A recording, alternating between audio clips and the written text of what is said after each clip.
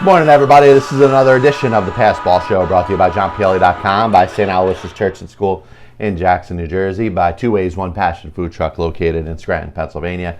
As always, a handful of stuff we're going to get into today in the world of baseball, sports, and unifying America. We're going to do a little bit of a Super Bowl preview. Anything that's on your mind in the world of baseball, sports, and unifying America, you could always contribute to the thread here on YouTube.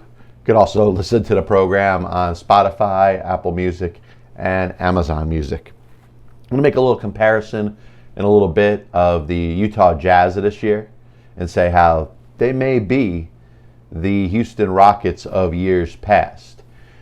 Like I said, we'll have to get into the Super Bowl, Tampa Bay, Kansas City.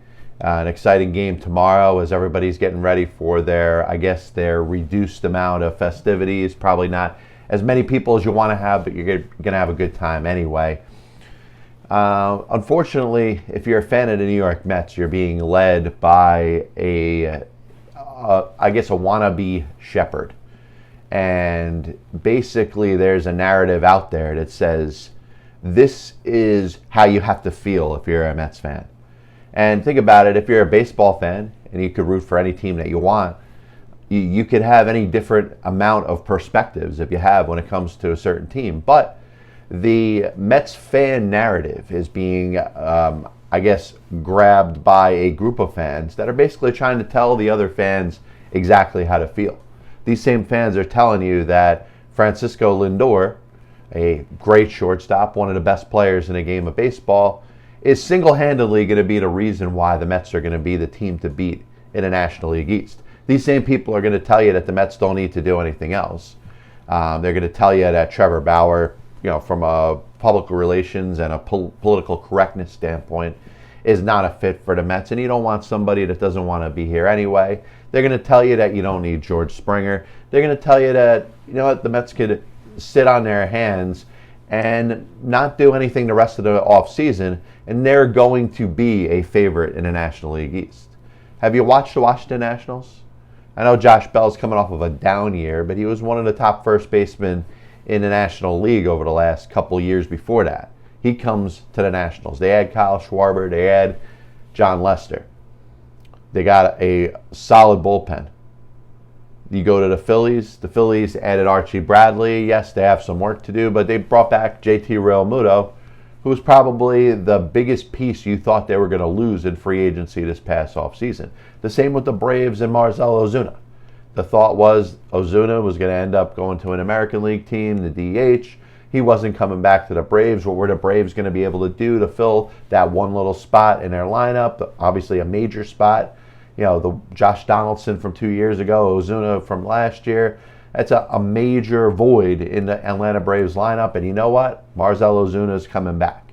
So you look at the Mets and you try to analyze this offseason.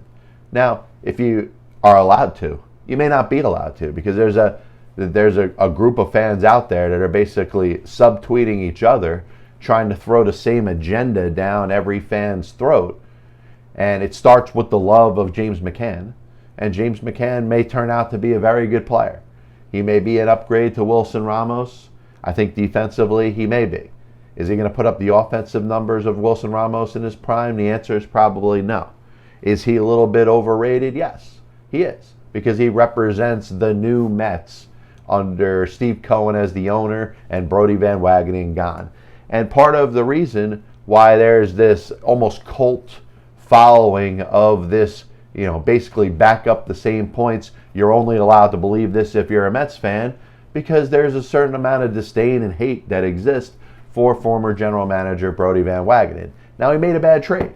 The Robinson Cano and Edwin Diaz trade for Jared Kelenic and Justin Dunn.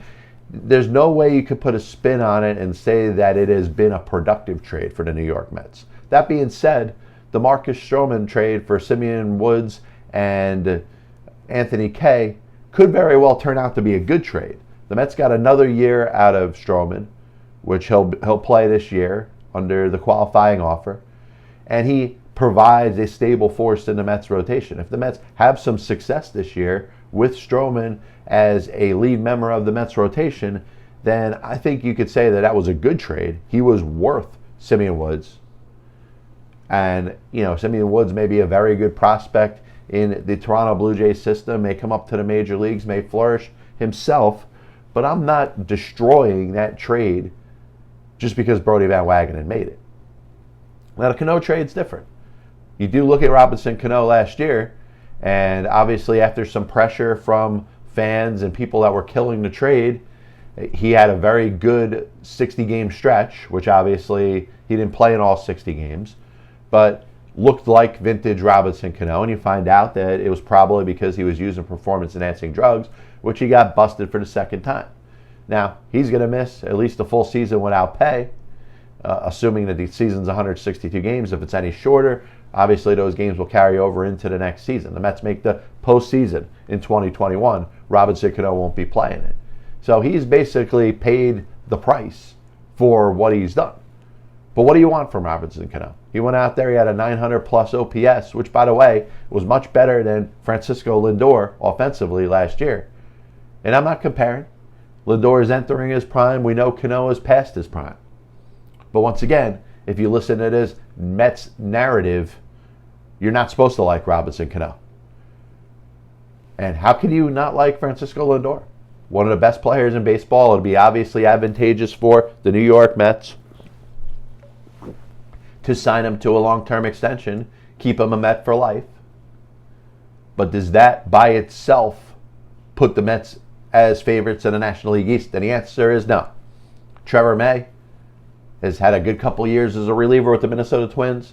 He makes the Mets bullpen better, but we know relievers are fickle. They're up and down. Edwin Diaz looked good last year. Is it a guarantee he'll look good this year? And outside of Diaz and May and Seth Lugo, where is the depth in that bullpen? Dellin Betances was a great signing when he was signed. Didn't seem to have much left last year. He's coming back, probably because he wasn't going to be able to get a better contract. So he opts into the second year of his contract. And the only way that Dellin Betances will be back in 2022 is if he has just as bad of a season as he had in 2020. So I'm not loving the Mets bullpen. You're watching players go left and right and sign with different teams. And I know there are some free agents out there that if you wanted to make another splash, if you wanted to add another reliever to solidify that bullpen, there's Trevor Rosenthal, there's pitchers of that echelon that are in there that you could go out there and sign and make your bullpen even better. But the problem I have is right now, the Mets are not better than a third or fourth place team in the National League East. And that bothers me because they inherited an owner that's worth more than any owner in all of professional sports in a year that every team in Major League Baseball lost money. The Mets don't have to report it as a loss because the owner came in after basically the Wilpons inherited everything that happened with the coronavirus and the shortened 2020 season. So Steve Cohen comes in there, buys the Mets after. He has an advantage over every other owner in baseball. And I'm watching other teams get better. I'm watching the Blue Jays get better. Now, the Blue Jays don't compete with the Mets. Of course, they don't play in the same division. But it doesn't look like they have any financial issues in regards to bringing in the players that they need to. Dodgers just won the World Series. Have the best rotation in baseball, which, by the way, adds David Price back for the 2021 season. And they don't have an issue with bringing in Trevor Bauer for $40 million. Am I bothered specifically by Trevor Bauer choosing the Dodgers over the Mets? I think it comes down to, when you're a kid in high school and you have an interest in a beautiful girl that's in your class, and you could think of all the good things that could happen if she were to be interested in you. But over time, you start to come to grips with the fact that she's just not into you. And why would you want to like and want and be with somebody that doesn't want to be with you? And that's the best way I could describe Trevor Bauer and the Mets. He didn't want to play for the Mets. So why am I going to go crazy thinking about what the Mets rotation would look like if Trevor Bauer was there for a pitcher that really had no interest with being with the Mets anyway? The other aspect of this is if you look at what the Mets did after George Springer signed with the Toronto Blue Jays, they didn't really seem to have a good plan B. And that kind of bothers me. And I'm wondering, and we're only talking about 12 hours since Bauer decided to sign with the Dodgers instead of the Mets. So I'm thinking about, do the Mets have a plan B? Are they not looking to add a starting pitcher because they didn't get Trevor Bauer? Are they reasonably going to try to tell you that they're not going to get a center fielder because George Springer signed with the Toronto Blue Jays? Are you going to try to tell me that Brandon Nimmo is the best option defensively in center field when you're preaching defense? I'm concerned in regards to what the Mets' next move is. Are they going to pivot to a trade? I've mentioned a couple weeks ago, Kyle Lewis, Kyle Seager from Seattle would be interesting. Byron Buxton from Minnesota is going to cost you a lot from a prospect standpoint. But I think about the possibilities. There's still a ton of things that the Mets can do before spring training starts. But by the way, it's February and it's getting close. It doesn't look like MLB is delaying the start of this season unless something crazy happens in the next couple weeks. So season's about to start.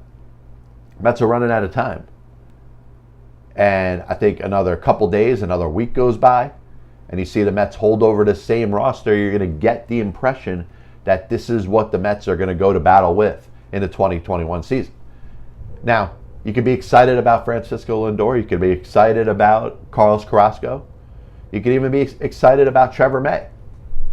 But once again, if you're a sheep, if you're basically here to follow the herd, you're going to be told that James McCann is the next Johnny Bench. And he's not. I think from a defensive standpoint, he may give you a little more than Wilson Ramos, but I don't think he's going to be able to give you anything more offensively than you could have expected to get from Ramos. And by the way, you got from Wilson Ramos in the 2019 season. So I don't think the Mets are extremely upgraded at the catcher position. Are they extremely upgraded at shortstop? Yes. Now, once again, Francisco Lindor is coming off of a down season. I would like to see him reach the level that he has been over the last 5 seasons as opposed to what he was offensively last year. Now, you can make an excuse. It's all right. The 2020 truncated season was not good for anybody. You give him a full season, you give him a fresh start in the city of New York where you know the fans want him, where you know the ownership and the front office wants him to be there long term. I think you can get the best out of Francisco Lindor in 2021, but he's not enough to single-handedly take that team to the promised land. And the Mets, from their rotation, they got the best pitcher in baseball in Jacob deGrom. They got a motivated Marcus Stroman. They got Carlos Carrasco as a number 3. I don't really know what the Mets have after that. You know, Noah Syndergaard at some point is going to come back from Tommy John surgery. David Peterson was a rookie last year. He's been one of the Mets' better prospects.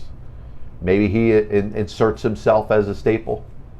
I think the Mets got to add another starting pitcher. Is it Jake Odorizzi? Is it James Paxton? Is it Jake Arrieta?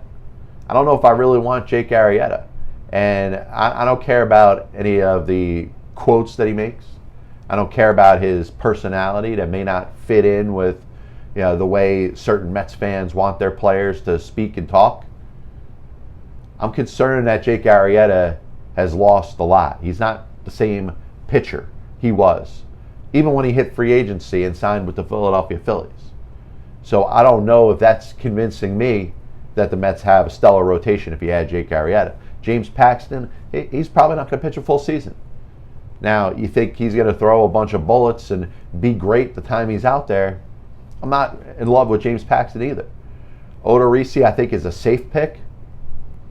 But once again, you're talking about a pitcher that's been kind of a 3 starter, maybe at his best a 2 starter, but it goes into the Mets rotation, and I don't know. I'm not expecting much more than a Pete Harnisch or a Steve Traxel or something like that. Maybe even an Orlando Hernandez regular season Mets 2007, 2008. I'm not expecting much. I'm not expecting somebody to go out there and compete for the Cy Young. And the question that I have is, are the Mets done at this point? Are they content with the position that they're at? Because if they are, this is a very disappointing offseason. And I'm not saying Francisco Lindor is disappointing. I'm not saying that Carlos Carrasco, Trevor May is disappointing. You know how I feel about the James McCann signing. I'm like, meh. Kind of ambivalent about it. I hope he plays well. I look at what he did in 5 years as a starting catcher for the Detroit Tigers on a team that was going nowhere. He was a below average major league catcher. Yes, he's improved over the last couple of years. Had an all-star season with the White Sox 2 years ago, and a season that was so good that the White Sox went out there and got the best catcher that was a free agent in Yasmani Grandal and made James McCann into a backup. Do I think that the Mets are winning a World Series because of James McCann? No. The Mets need to upgrade center field, add an infielder, whether it's a second baseman or a third baseman, and it might be too much to ask for a starting pitcher and a reliever. But I think if the Mets do that, then all of a sudden you're starting to think they have the makes of a team that could compete with the likes of the Braves and the Nationals and the National League East. And I look at the Phillies, and I think the Phillies are a little behind. Are the Mets better than the Phillies? I think I could give you that at the moment, even with Real Muto. Real Muto makes the Phillies better, absolutely. Phillies are a little weak in the starting rotation. I know they added Chase Anderson to go with Archie Bradley in the bullpen. They probably got a couple more minor moves that they're going to look to make. And maybe the Phillies could pass the Mets. I'm not saying that the Mets are leaps and bounds better than anybody in that division, and that includes the Miami Marlins. We'll see what ends up happening. Super Bowl 55 coming up tomorrow. Enjoy it. I hope you have whatever party set up. Maybe not too many people there, but you get to enjoy the game in front of your family and those that you love. And it really kind of has become a national holiday. Whether you like football or not, odds are you're going to be in front of that television watching CBS and listening to Tony Romo, hopefully not spazzing out. You got two teams in the Buccaneers and the Kansas City Chiefs.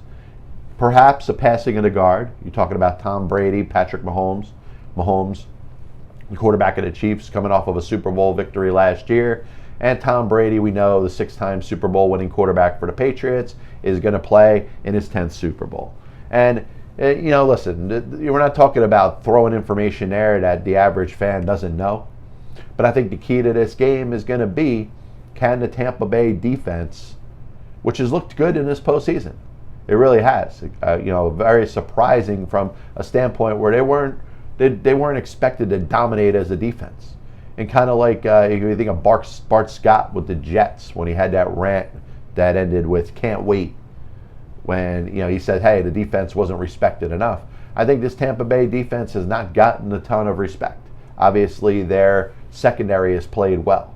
You hope some of the guys that have been out, like a Wingfield and players like that, are able to play in the Super Bowl. But you think of Sean Murphy Bunting, and obviously, I've made it known that it sounds like the catcher of the Oakland Athletics is going to lay down a bunt, and maybe I'll just call him Sean Bunting or Sean Murphy, just so I don't have that baseball reference when we're talking about a defensive back for the Tampa Bay Buccaneers. But the key is going to be this Buccaneer defense, because what the Chiefs have proven time and time again is that when they need to, they have no problem going down the field and scoring.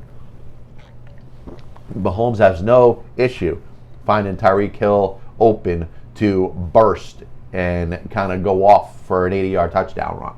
He has no problem that if you're going to cover the receivers for the Chiefs, he's going to find Travis Kelce open somewhere over the middle.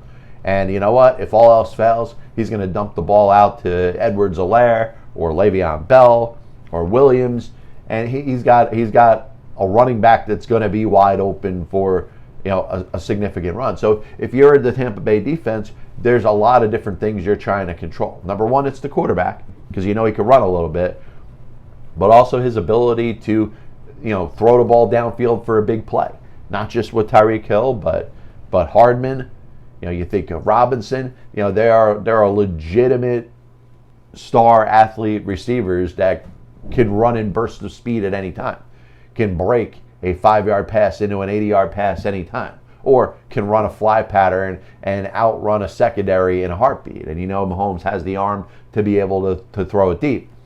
So if you're able to contain Mahomes running, you're able to contain the deep ball, you got to worry about Kelce, who really is going to hurt you in the middle of the field. And, if you're going to cover the receivers deep, Travis Kelce's going to find a place over the middle where he's going to be wide open. And, you may say, hey, that's going to dink and dunk you, but you're going to look at 8 to 10 or 10 to 12 yard passes, and the next thing you know, you're in scoring range. You're able to stop that. Can you stop an occasional running game? Because they're gonna run the ball at you, and all of a sudden you're going to look and you're going to see a Edwards-Helaire that's going to have 80 to 100 yards rushing because you're not paying attention to the running game. So I think there's a lot on the plate for the Tampa Bay defense, and that's going to be the absolute key to the game. Now, it doesn't mean that Tampa Bay's got to keep them from scoring at all. At some point, the Chiefs are going to burn you. But I want to know that the Tampa Bay defense can stop the Kansas City offense. Because I think at some point, the Kansas City defense is going to stop the Tampa Bay offense. I don't think Tom Brady is going to beat Patrick Mahomes in a slugfest going up and down the field. This isn't going to be a 48 to 45 game where it's going to be score after score after score after score after score. I think if it's an offensive shootout, overall, the Kansas City Chiefs are going to win because I think at some point the Kansas City defense is going to be able to stop the Tampa Bay offense. Whether it's Brady making a mistake, whether it's Brady maybe taking a hit, whether it's somebody dropping a ball, let's say an Antonio Brown or a Gronk or a Mike Evans in a big spot. At some point, you're going to see Tampa Bay move down the field and stop and have to punt. Like I said, the question for me is, can Tampa Bay's defense stop Kansas City's offense? As always, I want to thank everybody for tuning in to the Pass Ball Show, brought to you, of course, by JohnPLA.com, by St. Aloysius Church and School in Jackson, New Jersey, by Two Ways, One Passion food truck located in Scranton, Pennsylvania. And if you are planning your Super Bowl party, you should check out Two Ways, One Passion food truck. Going to pull up something here, and of course, there's going to be a delay because I've said before, what have I said? I can't do more than one thing at one time. So they got some specials going on if you're trying to plan your Super Bowl party. You could get 10 empanadas. You could get 20 empanadas. You could get a guac and chips, a couple of different size orders there. Nachos they'll do for you. You could do quesadillas, taco. You could have a taco feast. Number is 570-800-8115, and that's Two Ways, One Passion, located in Scranton, Pennsylvania. Any of the orders that are placed will have to be picked up. You can pick them up Saturday or Sunday. Karen and Jenny will have your food ready in a matter of moments. Once again, 570-800-8115. That's Two Ways, One Passion in Scranton, Pennsylvania. So, was looking at the start that the Utah Jazz are off to in the National Basketball Association. And they got the top record right now in the Eastern Conference, just a game lead over the Los Angeles Lakers. And when it's looked at right now, I don't think anybody is looking at the Utah Jazz as a favorite to knock off the Lakers. In fact, when we're thinking about the NBA right now, and you're thinking of the Western Conference stalwarts, you're thinking of the Lakers and the Clippers and maybe a little Denver Nuggets, maybe a little love for the Phoenix Suns, and maybe somebody believes in the Golden State Warriors. The team with Steph Curry healthy all season, maybe you can get some of those younger players playing. Maybe there's a miracle come playoff time and Klay Thompson comes in there like a Willis Reed and all of a sudden the Warriors are back to that level. I don't know. I'm not buying it. I'm buying that the Warriors can make the playoffs. I do think the bottom part of the Western Conference is a little bit weaker than it's been in past seasons. And there is a lot of disappointment. Houston's not the same. New Orleans, who a lot of people expect with Zion to kind of take their game to the next level and all of a sudden be a legitimate contender. I don't know if they're really ready yet. Dallas is disappointed. Oklahoma City, as great as Gilgeous Alexander looks for them, they're not ready yet. Memphis with Ja Morant, Sacramento, Portland, all teams with a lot of potential, but you're seeing moments where they're underachieving to this point. So if you're Golden State, you certainly can make your case, get back into the playoffs, not be a bad team like they were last year, and see what you end up having. I don't think anybody's going to get past the Lakers. And the reason that I bring this up, because you look at the Utah Jazz, and they're 18-5 right now. They got a solid team. There's no question about it. This was a team that was expected to be good this year. So they're not doing anything with in mirrors or anything. Donovan Mitchell has asserted himself as the best player on that team. But what stands out is they got 6 players that average in double figures in scoring each game. And Royce O'Neal averages 8 points a game. That's their 7th player. So you're thinking, they got a rotation of 7 players that could all score. And, Mike Conley, Jordan Clarkson, who I like, from the Cavaliers, he comes off the bench. And, he ends up providing some firepower for them. This is a team that I think is deep enough to put a little bit of a scare into, whether it's the Lakers or the Clippers. But I don't think it's going to be strong enough to overtake them. And that's why I think when you go back, you think of the Houston Rockets as they were probably the best team in a regular season over the past couple seasons. Last year with Westbrook joining forces with James Harden. They were going to score a ton of points. Mike D'Antoni running that offense. They were going to score $125 each game, but they were going to give up $125 too. So you didn't know how many games they were going to win or lose, but it was like a Peyton Manning-led team, with the Colts. They were going to have a great regular season. They were going to be in a great place when it came to the postseason starting. And a couple times you look and the Rockets got the number 1 seed or the number 2 seed. I see the same thing happening with the Utah Jazz, but my question is going to be this. Is this a deep enough team to be able to pull off an upset? And even if they have the number 1 seed, if they beat the Clippers in a series, if they beat the Lakers in a series in the postseason, I think it will be considered an upset. But I like the way they built this team. And if you look at that roster, and one of the things that has bothered me is you've seen this game kind of go from, LeBron James with Chris Bosh and Dwayne Wade as a 3-man game down to mostly duos.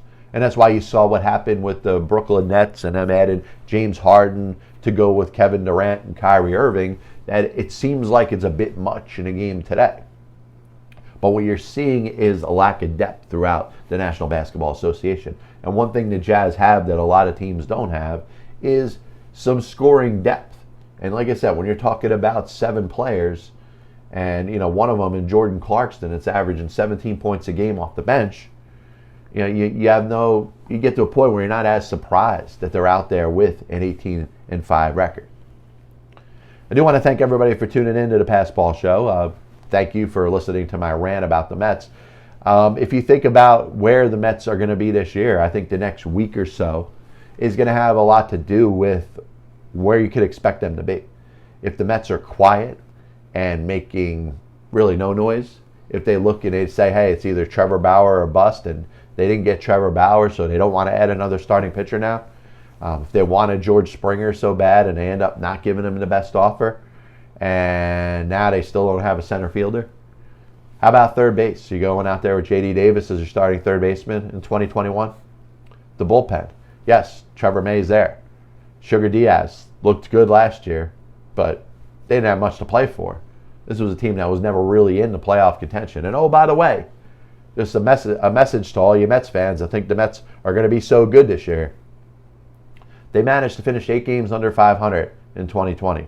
In a 60-game season where Major League Baseball allowed 62% of its teams to make the postseason. 16 out of 30 teams in Major League Baseball made the postseason, and the Mets missed the playoffs.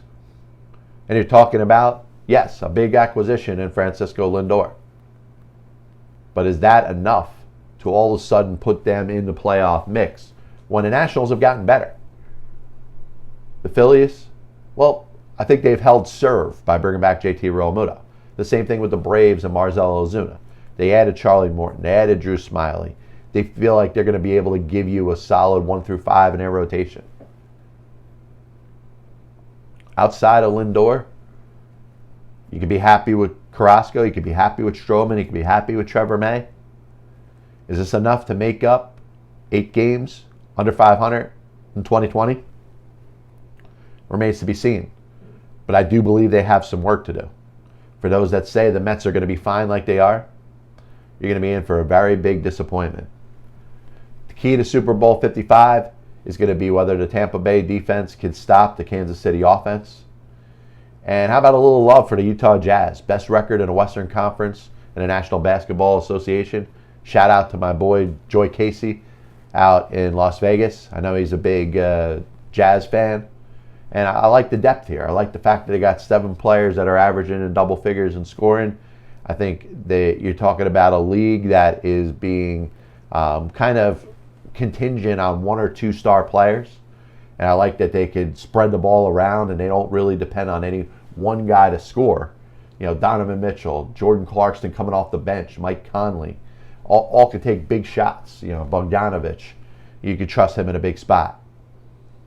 I think the Jazz are on a pace to be one of the top teams in the Western Conference. The question is going to be, can they beat a Clipper team?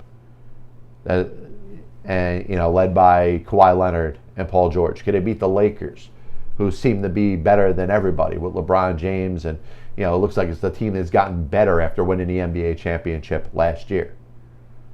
Once again, this is the Pass Ball Show brought to you by JohnPLA.com. You could always catch the PBS on YouTube. You could also find the Pass Ball Show on Spotify, Amazon Music, and Apple Music. We'll be back with you next week. Hopefully you enjoy your Super Bowl, enjoy your week. You could also hit me up on Twitter, anything that's on your mind, at John_PLE. God bless you. And as always, I'll see you on the other side.